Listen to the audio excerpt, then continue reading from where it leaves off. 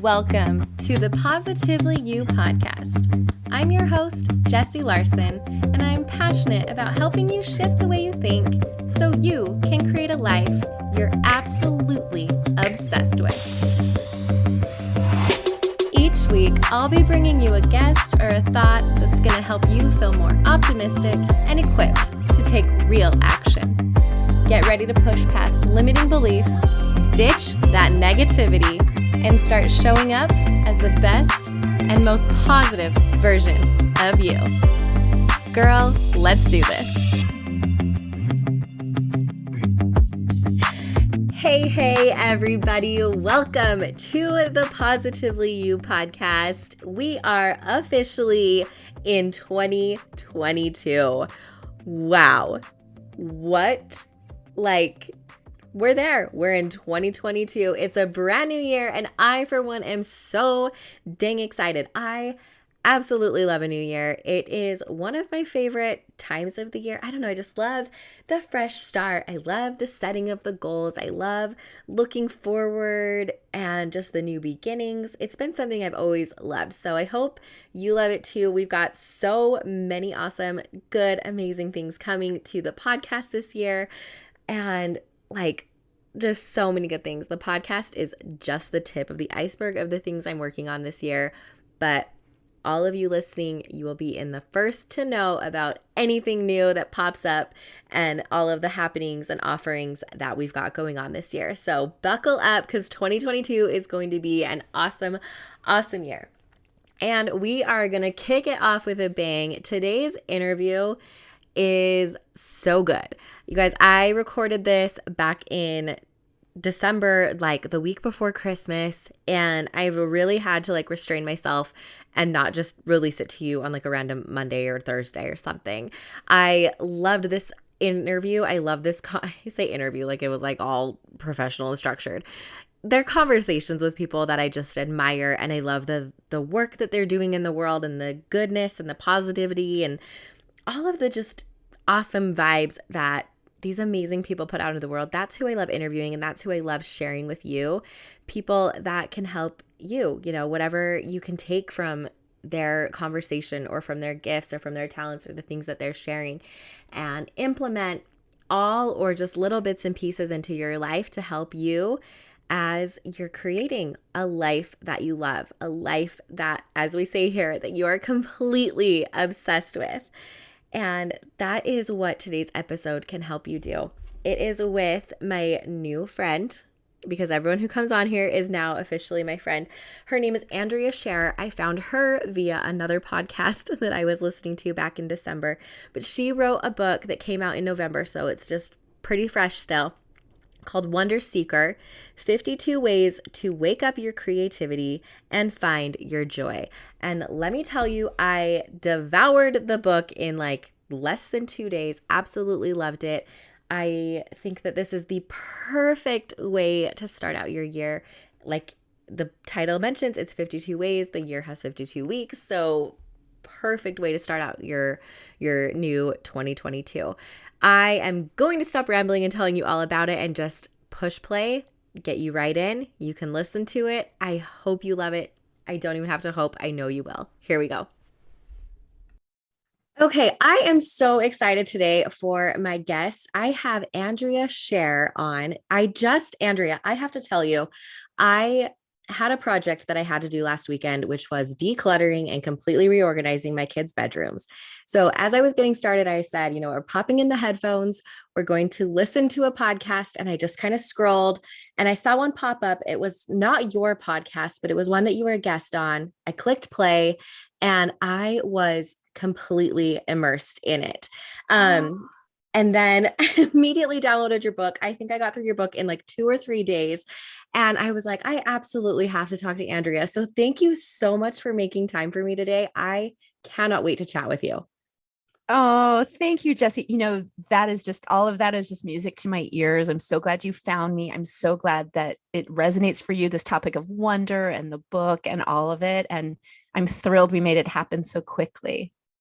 Yes, absolutely. So to give a little background, the book that you just wrote is called Wonder Seeker. Like I said, I devoured it. But to give our listeners who obviously don't know you yet, what is your background? Where do you kind of come from? Just a little bit about you and where you got led to wonder. Yeah, so I'm a California girl. I live in Berkeley, California, and I have been an artist and a life coach for a very long time. A coach for about 15 or 16 years, and an artist for a working artist for about 25. And I guess, this topic of wonder sort of found me finally. Like I had been exploring creativity is like, okay, what's my mission in life? Like what's my message? We're all as like creative entrepreneurs, we're trying to figure out like Right. what's my big message that I have for the world. And I don't know that I have a one big message for the world exactly, but I am a really anxious creature that has always been trying to soothe my nervous system and stay in my skin and feel better in the world in general, feel more calm, but also just feel like I can express myself and can feel grounded and I can feel peaceful and all those things. And creativity has always been that way in for me. I started noticing like right around the time I was living in San Francisco and my anxiety started to kind of ramp up again. I noticed that if I just took even a simple walk around the neighborhood with my camera, everything felt better. It was like, oh, now I'm present. Now I'm here. Now I'm not in the chaotic swirl of my thoughts anymore, but I'm scanning for what's beautiful in my environment. And that medicine was so potent for me. And I love sharing it with other people in lots of different ways. But I think one word to sort of land in and a doorway through which I could see like all of my work kind of reflected was this doorway of wonder. Yeah. Yes. And I love that so much because wonder is a word that I feel like I don't hear very often. I hear creativity, I hear connection, I hear vulnerability, all of these kind of words that we've been leaning into in the last little while. And wonder is one that I haven't seen. It hasn't really been around. And so when I saw that come up when I was searching for a podcast to listen to, I was like, oh, wonder, creativity, connection. And I clicked, and just this idea of wonder and of awe and of, like you said, like taking more notice Mm, and having that calm your anxieties. Like, hi, all of us, I think, are anxiety ridden creatures these days. It feels like we've exactly. just got so much going on. We've got so much outside stimulation. And a lot of things you'll hear a lot of times, is go outside, take a breath, get fresh air. But I love that you've taken that a step farther and really unlocked what it is about being outside, that it's not just that, but taking that extra detail and that attention. And that was what I love. That first very part of your book is the wonder of nature. And I've always loved the sky. I've loved the sunsets. I mean, I'm the one that will pull over and take a picture of a sunset. I And love it, of it. course, never translates through, an iPhone or whatever. But that was something that I love, that I think a lot of us do, but really like leaning into more intentional noticing of that wonder that there is in nature. Yeah, exactly. So it's a mindfulness practice, right? So for those of us who have a hard time maybe with seated meditation or something more traditional, this is another way to do that. Another way into presence is just like landing in your environment, especially if you're a really visual person like I am. And like you say, like noticing the sky and pulling over and being like, wow, and having this moment of wonder, which is how I define it, is it's like this moment where like time is sort of suspended for a moment and your heart opens and your breath kind of catches and you're like, oh, wow. And all in that moment when you're saying, wow, you're feeling this beautiful connection to maybe nature, if it's happening in nature, or to spirit, whatever that means to you, or to other human beings or other creatures. And so it's like this gorgeous moment when all this stuff is happening. There's gratitude is kind of a side effect of that. And oh God, we all need more of that in our lives. Yes, yes, we do. And as you're talking and explaining this, number one, you have such beautiful language. I just have to tell you. When I Oh, was reading your book, you did. And like the word delicious kept coming up. And I was like, I love the way you just describe this. And you can tell that you're someone who's really leaned in and embraced this whole wonder and attention, because just in reading your book and in listening to it and the words, I just feel, like you said, connected. And I felt like this sense of like warmth and almost like euphoric, I don't know, like a euphoric feeling where everything just felt warmer and lighter. And like Mm. you said, I felt more grounded and present. And mindfulness and meditation, I know, can be one of those kind of, I don't know how to do it. It seems intimidating. But if you can really break it down, I love how you've broken it down into just attention and Right. shifting it into just wonder and being present and not making it this like really intimidating mindfulness meditation practice. Mm. Yes, I am intimidated by all of that stuff too. I'm like simultaneously fascinated by it and then feel like it's too lofty for me, or it's too it's too quiet or something. Yeah. Like I'm, as a creative creature, I'm just like a lot more exuberant than meditation seems to be. So yeah, so I kind of crafted my own. I mean, I live in the Bay Area where all these sort of meditative, mindfulness, conscious living kind of practices often like originate.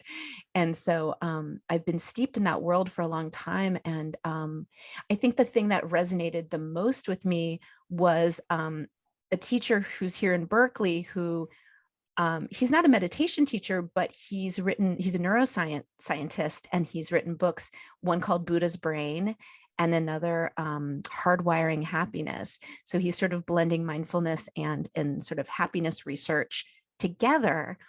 And what he says is that we all have a negativity bias, which is to say our brains are designed, it's a holdover from a time when we were going to be eaten by tigers. We needed to scan for what was wrong in our environment. And the problem Hmm. is we still do that.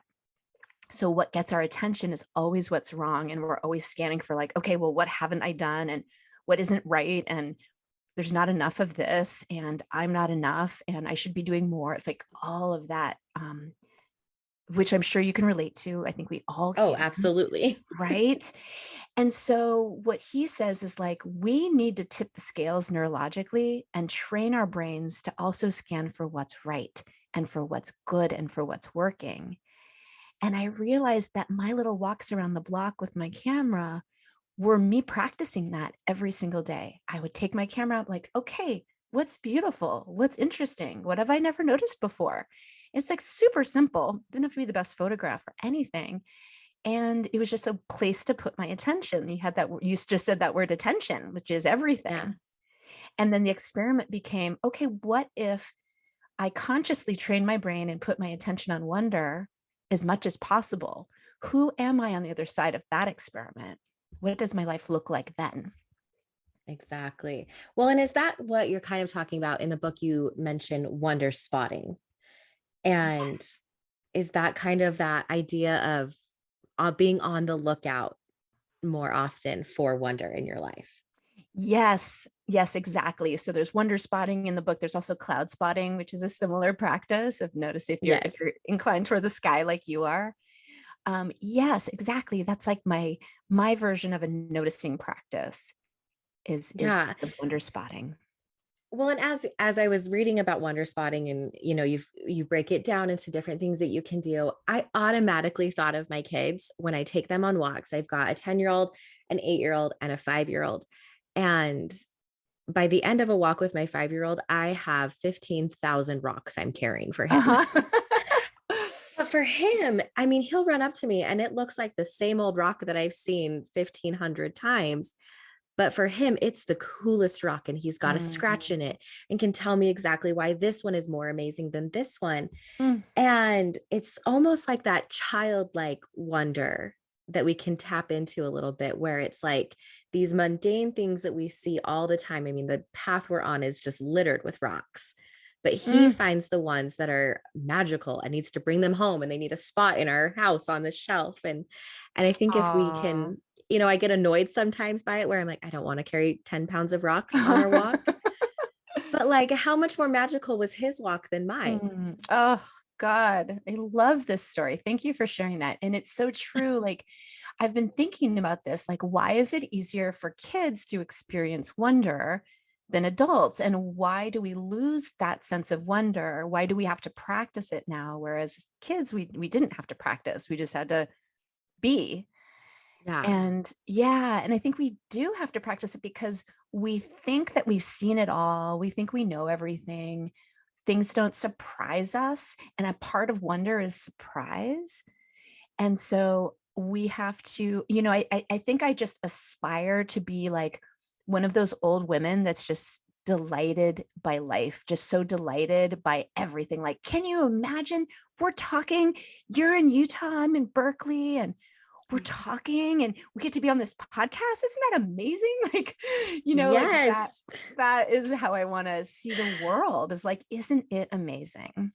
Oh, absolutely. And, with that, if we just take a step back, that everything is absolutely amazing. There was a comedian I listened to one time where he said he was on an airplane and just had this moment of, why are we all not freaking out?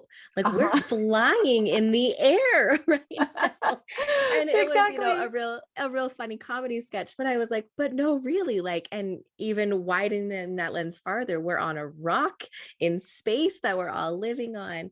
Right. And I mean, we maybe wouldn't get anything done if we just lived our entire life in this complete sense of awe and wonder, but how amazing and how much more full and just delightful, you use that word, does Mm. life become when we can really lean in and embrace this. Yeah, exactly. And you're reminding me when you say that, some people, it says something about who we are, like what our most potent memories of wonder are. So, like, I have a friend who, I think I mentioned her in the book. Her dad, this is her first memory of wonder. Her dad took her on a camping trip. They lived in Turkey, and he somehow built a kiln out of the red clay where they were camping, and they fired pottery right there at the campsite, like outside. And she ended up becoming an industrial designer, which is so Mhm. cool, right? Like That is something really about that. cool. Yeah, something about that moment like stuck with her, and it was like magic, like it was like alchemy for her. And then there's other people who, they look at like the muscles in the body and they're like, oh my God, we have this intricate web of musculature and we have all these bones, and like that's their thing. Like that's not my thing, but like I love thinking about where people find wonder and what that says about who they are and what they love. And I don't know, this is such a fun thing. Like I want to ask Yes. you right now, like what sparks wonder for you? Well, and I love that you mentioned that because it makes it this really unique and individual kind of practice that we can have, right? Because I had a brother growing up who wanted to know how everything worked. He would tear apart every single electronic and thought that it was the coolest thing in the world, whereas I could not have been bothered by Right, that. right, right. Yeah, absolutely not. Where, I lean into that body and how our bodies are. I am into weightlifting and powerlifting and pushing my body to different limits and seeing what I can do, and watching the Olympics and athletes and all of these things, like those kind of things of what humans are capable of and the Mhm. science of it and how we can, like, it's amazing. But I think that that's really cool and a really awesome way to get to know other people by the things that light them up, that they're curious about. Right. Oh, that's amazing. I love that. Yeah. Yeah. See the body stuff. I'm like, yeah, whatever. Like, I don't need to know more about the body and that on that level, but I love that you do. Yeah.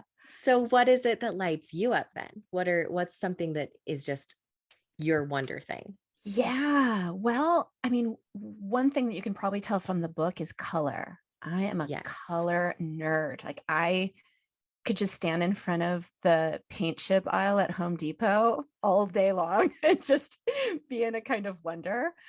I love making things, with color. I had a jewelry business for about 15 years where I would put these bright vintage glass and vintage lucite beads together in different ways, and the design of the necklace was the very same for 15 years. I just loved putting different colors together. Mhm. So I think there's something of wonder in that for me. And in paint, you mentioned that word delicious, and I think I just wanted to eat all the paints. Like I see a color I like and I just want to devour it. So yeah. I love that. I love that. And yeah, just what a cool way to get to know people too and relate to them and have it, I don't know, come full circle a little bit with being able to release your own anxieties and be more Mm, attentive and grounded and present, but also to have this as a way to connect and be curious about other people, I think is a really cool aspect to this wonder.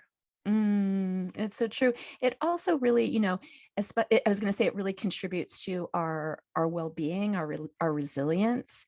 Um, very much in the way that I was describing with the neuroscience of it. It's like we need practices that land us in our bodies and in the moment, and and know that, like, okay, there's all the things we have to do, and there's all the thoughts happening in our head, and then there's right here right now, and everything is 99% of the time, everything is just fine right here in the moment. And Yeah. I think that's again like what I was teaching myself, like it's safe to be here, it's safe to be in a body, it's safe to be on the planet, and get myself out of that kind of vigilant fight or flight state that I was tending toward for so many years. Yes, absolutely. And I love having this, I'm all about getting all of these different practices and all of these different tools that we can draw on in order to help us feel good, in order to show up more intentional, in order to build lives that we're absolutely obsessed with, that we love, that we get excited Mm, about waking up every single day. And that's why I really love the book. And I love the way that you broke it down into the 52 weeks, 52 weeks of finding wonder. And that's a really good starting point for as we're heading into a new year, the beginning of the year, and making this almost a really intentional practice of, I want to have more good this year. I want to mm, see more good. But I love, there's so many, you have 52 ways in here and, you break it up. I love that you start with the obvious, well, not maybe the obvious, but with nature, about the mm, things that a lot of us naturally gravitate to, and we can really see wonder there. But that we can take that upon ourselves and create wonder and create magic. mm, Absolutely loved that call, and that invitation to be able to create wonder in our lives and in the lives of those mm. around us. I thought that was a really neat idea. The one thing that I thought was so fun was the banana notes that you would talk about. Uh-huh. Right. Little banana love notes. Yes, and just, as we lean in and become more intentional, that we can be a source of wonder and not Mm. just a viewer of it. I love that you're bringing this up. So there's like a few things I want to say about this. Yes, like there's the kind of wonder that is waking up to what's already here, which is kind of what I was just been talking about, like the wonder spotting and scanning for what's good and getting present. So there's that. Then there's the kind of wonder that you're talking about now, which is like creating wonder for others or just creating magic. And there's some prompts in there that are about that. One of them just is a good example if you don't quite understand what I'm talking about. Um, Years ago, I set up a wish tree in front of my house, and it was really like a simple thing. Like my friend and I just went to the office supply store and we got some shipping tags, like manila shipping tags with strings on the end. And we attached them to the tree with some Sharpies in there. And we just invited people to start making wishes. And within days, it was just dripping with wishes, which is so exciting and delightful. And it created this magic moment. Like everyone who stumbled upon the tree was like, oh, what's this? I didn't expect this. Right. So, Yes. so that's another style. And then the other one I want to say is like putting ourselves in the way of wonder. So maybe you haven't seen the sunset in a long time, and it just requires that like you drive up the hill or down the hill or whatever, and but it's like consciously putting yourself in the way of wonder so that you are experiencing it more of the time, and just having that intention. Use the word intention a few times, and I think that's really critical. It's like if I have an intention to experience more wonder and joy, then maybe there's other actions that sort of follow from that intention. Yes. It reminds me of a phrase I hear often is what you focus on grows. Mm, And as we put our focus on wonder and wanting to notice these things, that it will become apparent how much more they are, and they'll happen more and more. I have a friend who has a bowl on her mantle that is full of heart-shaped rocks. And mm. it's a really big bowl at this point. And she added one the other day. And I thought to myself, I'm like, I don't know that I ever see heart-shaped rocks. Oh, But that's because impressive. She has a but lot because of that's them. her intention, she is able to find them everywhere. And I think if I were to able to say, I'm going to look for them, that I would find them. Mhm. But that it really is that attention, that if we just open up and we want that to be our focus, that there is so much beauty, so much Mm. just miraculous Yes. things around us. It's so true. And it's not about stepping over what's difficult. I'm a huge proponent and advocate for like really being with what's hard in an authentic way and letting yourself feel with, compassion, um, all of the things that are coming up.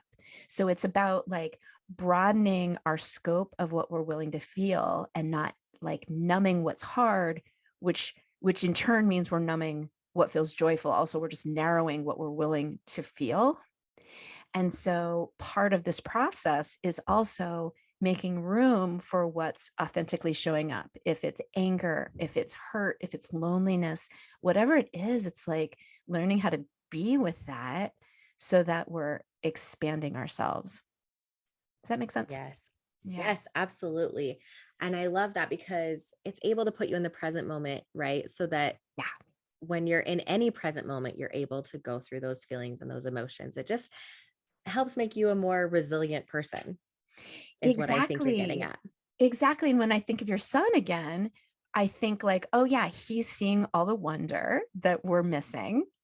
And also, probably when he has a hard emotion and he's having a hard moment and he cries or whatever, then it's over within like 60 seconds. And he's like, oh, Exactly. hey, mama, like, look what I found, Right? Yes. Yeah. You're able to just kind of let the things come, be with you, and then let them go. Exactly. That's so beautiful.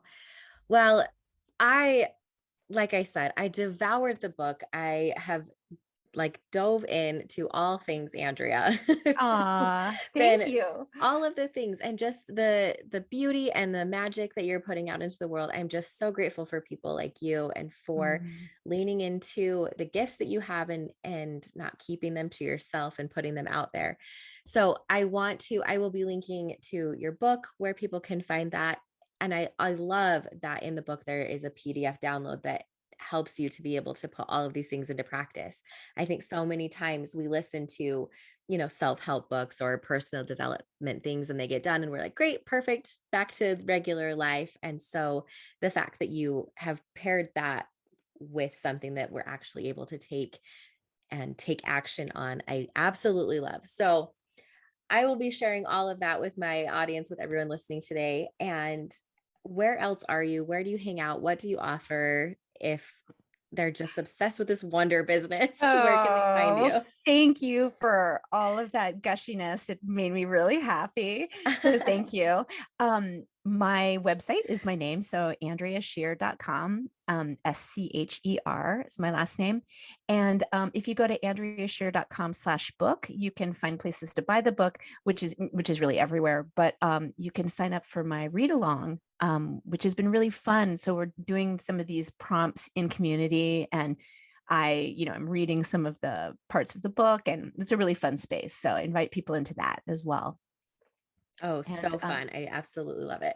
yeah, thank you.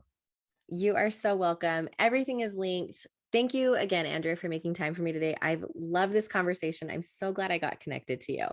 My pleasure. Thank you. Oh my gosh, you guys, I loved this conversation so much. I hope you enjoyed it just as much as I did. It was incredibly life-giving for me, and I really cannot believe I held on to it and made it last this long before I got it to you. Everything we talked about is linked in the show notes and on my website, jessielarson.com. If you just click on podcast and find this episode, it's episode 71. Everything is linked there. You can go ahead and get her book anywhere books are sold. I got mine on Amazon. Listen to the Audible version, of course. That's how I do all of my books. But this is one I definitely want to go grab the actual paperback version of because it's a beautiful book. And I just want it. It's one that I love. So go grab your copy today. Get looking outside of yourself. Start putting more wonder and more magic into your day. I love that this is going to be a huge focus for me this year, and I hope you are inspired to have it be a focus for you too. Thank you guys for listening. We'll see you next week. Thank you for hanging out with me again today. I'm so glad you pressed play. If you want to take a quick second to share this episode with someone you think would love it too, that would be amazing.